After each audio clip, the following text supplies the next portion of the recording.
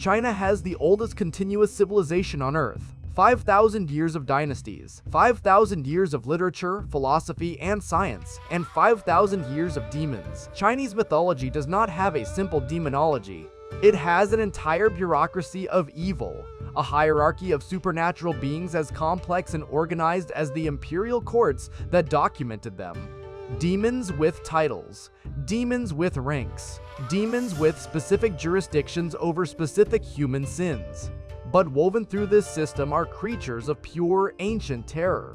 Beings that predate the dynasties, predate the writing, predate everything. Some are born from human grief, some from cosmic disorder. Some have walked the earth for 10,000 years, and some, the most dangerous, were once human beings themselves. This is the demonology that the West has barely heard of, and it is extraordinary. Before we meet the demons, we must understand the world they inhabit. In Chinese mythology, the afterlife is not simply heaven and hell. It is a legal system. Diyu, the Chinese underworld, is organized into 10 courts, each presided over by a judge king called a Yanluo. Each court handles specific categories of sin committed in life. Murderers go to one court, liars to another, those who wasted food to another. Punishments are prescribed, served, and then the soul is cleansed and reincarnated. The demons of Chinese mythology are not simply evil for evil's sake. Most of them serve within this system, as guards, as enforcers, as collectors of souls.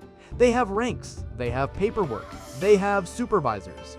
The two most famous are Oxhead and Horseface, the first beings a soul encounters after death. They are the bailiffs of the underworld. They come to collect you, politely if you have lived well, less politely if you have not. This bureaucratic structure is what makes Chinese demonology unique in all the world. Evil here is not chaos. Evil is an institution, and institutions are far harder to escape. The Huli Jing, the fox spirit, is perhaps the most famous supernatural being in all of East Asian mythology. She begins as a fox. Over centuries of cultivation and spiritual practice, she grows tails, one for every 100 years of accumulated power. A 9-tailed fox has lived for 900 years, and at that level of age and power, she can take human form, perfectly, flawlessly, without a single tell, except that she cannot hide her tails in a mirror, and she cannot resist a certain kind of flame. The Huli Jing's relationship with humanity is complex. In some traditions, she is purely predatory. She seduces men and drains their life force, their yang energy, growing more powerful with each conquest. In others, she is a spiritual being seeking redemption, accumulating virtue, so she can one day transcend her demon nature entirely. The most famous Huli Jing in Chinese history was Daji, the concubine of the last king of the Shang dynasty. Legend holds that the real Daji was killed by the fox spirit and replaced. The demon then proceeded to drive the king to spectacular cruelty and debauchery until the dynasty collapsed. The 9-tailed fox did not destroy a kingdom through violence. She destroyed it through influence. That, in China, is considered far more terrifying. In European mythology, vampires glide. In Chinese mythology, they hop. The Jiangshi, the hopping vampire or hopping corpse, is one of the most distinctive creatures in all of Chinese folklore. A reanimated corpse that cannot bend its knees because rigor mortis has set in, so it moves by hopping with its arms thrust stiffly outward. It does not drink blood in the traditional sense. It absorbs the qi, the life energy of the living, breathing in a sleeping person's qi, draining them over time until they wither and die. The Jiangshi is created when a person's soul fails to leave the body after death, because of violent death, improper burial, suicide, or a body being struck by lightning or jumped over by a cat. But here is the most important thing about the Jiangshi. It navigates by breath. It cannot see. It finds its victims by the warmth of their exhaled breath. If you hold your breath, it passes right by you. Staying alive against the Jiangshi is not about courage or weapons. It is about staying very, very still and not breathing until it hops away. In Chinese mythology, almost anything can become a demon. Plants, rocks, animals, old household objects, even foxes. The Yaoguai, literally demon monsters, are supernatural beings that arise when ordinary things accumulate enough qi through age, isolation, or spiritual practice. An old jar left in one place for 1,000 years might develop consciousness and malice. A snake that survives long enough might grow legs, then arms, then a human face. This idea that everything contains the potential for spiritual development cuts both ways. Just as a human can cultivate virtue and become a sage, an animal can cultivate power and become a Yaoguai. The most powerful Yaoguai appear in the most beloved work of Chinese literature, Journey to the West. The Monkey King, Sun Wukong, is himself a Yaoguai, born from a stone that absorbed the energy of heaven and earth for countless ages. The spider demons who entrap the monk, Xuanzang, the Bull Demon King. The Jade Pippa spirit. In Chinese mythology, the line between demon and enlightened being is not fixed. It is traversed in both directions, every day. Of all the demons in Chinese mythology, the Egui, the hungry ghost, is the most psychologically devastating. The hungry ghost is a person who died consumed by greed, selfishness, or excessive desire. In their next existence, they are reborn as a being whose physical form perfectly expresses their spiritual condition. They have an enormous belly, the capacity for endless want, and a needle-thin neck through which nothing can pass. They are surrounded by food, by water, by everything they craved in life, and none of it can reach them. The hungry ghost is not punished by deprivation. It is punished by proximity to everything it desired, combined with the permanent inability to ever be satisfied. Buddhist and Taoist traditions in China hold a month-long ghost festival, the Hungry Ghost Festival, every year in the 7th lunar month when the gates of the underworld open and the dead walk among the living. Food is left out, incense is burned, paper money is offered, not out of fear, out of compassion, even for the demons, even for the greedy dead. Because in Chinese spiritual tradition, no being is beyond the possibility of eventual liberation, even those with needle-thin necks. China is a civilization built on rivers, the Yellow River, the Yangtze, countless tributaries that carried trade, agriculture, and life. And the Chinese knew, with the certainty of a people who had lost many loved ones to the water, that rivers held something waiting. The Shuigui, water ghosts, are the spirits of those who drowned. They are trapped beneath the surface, bound to the place where they died, unable to move on to the underworld until they find a replacement. A Shuigui must lure another living person to the same body of water and cause them to drown. Only then can it be freed, and the new drowning victim becomes the next Shuigui. This is why in Chinese tradition you never swim alone in unfamiliar water, why you never mock the drowned, why you treat every body of water with respect, because the thing beneath it is not evil, it is desperate. It wants what every trapped soul wants, to be free, and it has no way to achieve that freedom without taking someone else with it. The Shuigui is one of the saddest demons in any mythology, and one of the most dangerous, because you cannot reason with grief. Not everything in Chinese mythology fears demons. Some things hunt them.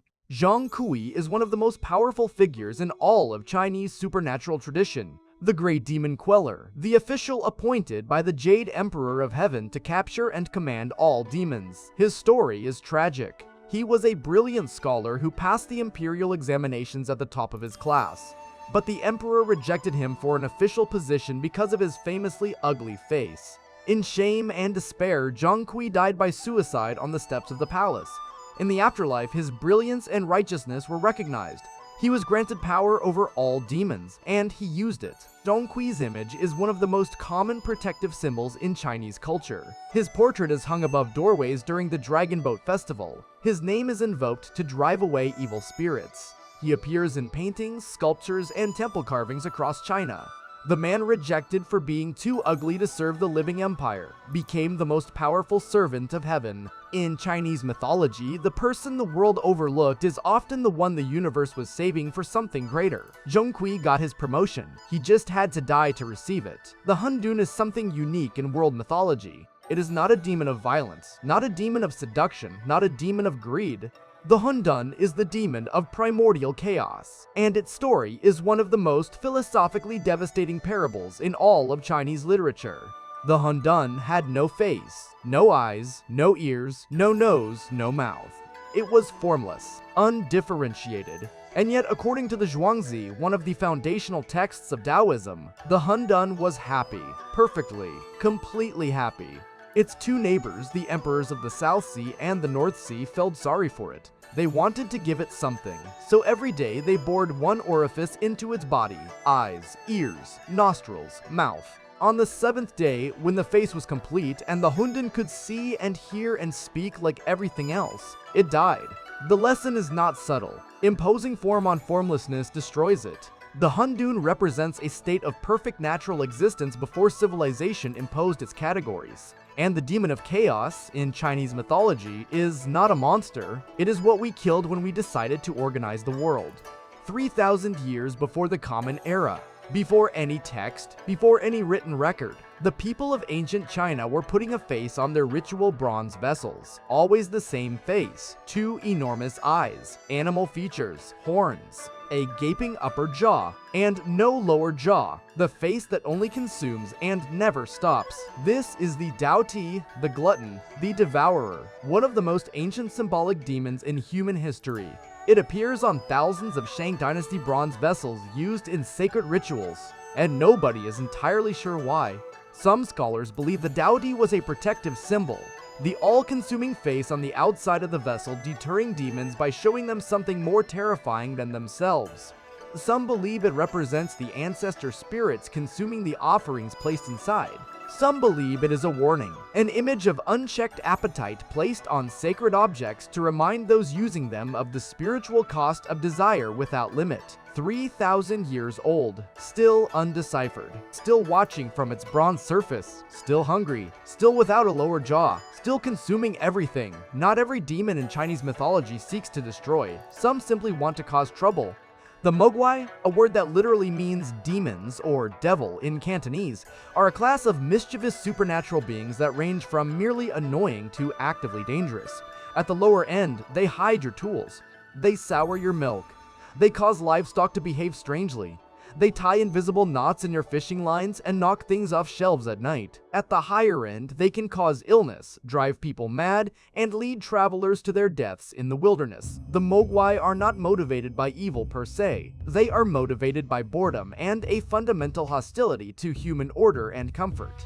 They are protected from by the same methods used against most Chinese supernatural beings: burning incense, making offerings, hanging protective charms, and, crucially, treating the supernatural world with respect rather than disdain. The Moguai that cause the most damage are not the ones that hate you. They are the ones you have ignored, or worse, the ones you have laughed at. In Chinese demonology, contempt for the supernatural is almost always punished, and almost always severely. Every year in China, over 1 billion people celebrate the New Year with fireworks, red decorations, and red envelopes. They are celebrating the defeat of a demon. The Nian, whose name means years, was a terrifying beast that emerged from the mountains at the end of every year. It would attack villages, consume livestock, crops, and people. The villagers could do nothing but hide, until someone discovered its weaknesses. The Nian was terrified of the color red, terrified of loud noises, and terrified of fire, so the villagers lit firecrackers, the loudest thing available. They hung red lanterns and red paper. They burned fires through the night. The Nian fled and did not return. Every element of Chinese New Year celebrations, the red decorations, the red envelopes, the firecrackers, the noise, the light, is the memory of the night humanity defeated a demon with color and sound. The festival is the victory. The fireworks are a warning. And somewhere in the mountains, the Nian is still there, still afraid of the color red, still listening for the sound of the firecrackers that drove it away. The Huli Jing who toppled dynasties. The Jiangshi who hops through the night. The hungry ghost who starves amid abundance. The Shuigui who drowns out of desperation. The Taotie whose endless hunger was carved in bronze 3,000 years ago. The Nian who became a festival. And the Hundun, the demon who was perfectly happy until civilization gave it a face. Chinese demonology is not simply a catalog of monsters. It is a portrait of humanity. Every demon in this tradition represents something that can go wrong in a person, in a dynasty, in a civilization. Greed, deception, chaos, attachment to the things of this world, the refusal to accept death. And running through all of it is a thread that makes Chinese mythology unlike any other. The demons are not permanent. They can be redeemed, reincarnated, cultivated into something better. Even the worst demon in Chinese mythology carries within it the seed of eventual liberation. The universe, in the Chinese tradition, is patient. It has 5,000 years of practice, and it is not finished yet.